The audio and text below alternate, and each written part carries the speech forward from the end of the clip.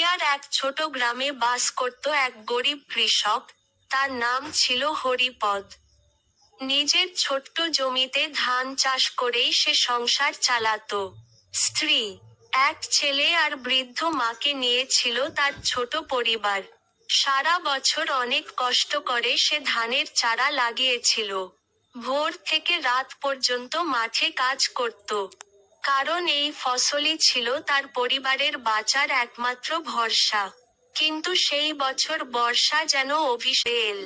টানা কয়েকদিন প্রবল বৃষ্টি আর ঝড়ে মাঠ জলে ডুবে গেল। হরিপদ প্রতিদিন মাঠে গিয়ে দাঁড়িয়ে কাঁদত। সবুজ ধানের গাছ ধীরে ধীরে পচে নষ্ট হয়ে যাচ্ছিল।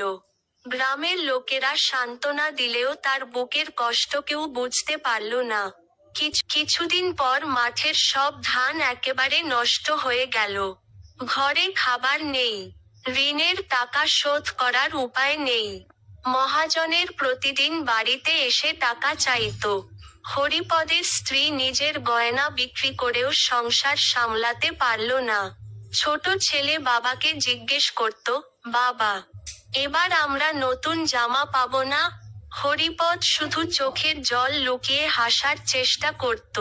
এক রাতে হরিপদ চুপচাপ উঠোনে বসে আকাশের দিকে তাকিয়ে ছিল। তার মনে হচ্ছিল, এত পরিশ্রম করেও যদি সব শেষ হয়ে যায়, তবে বেঁচে থাকার মানে কি? দুঃখ, অভাব আর মানুষের চাপ তাকে ভেতর থেকে ভেঙে দিল।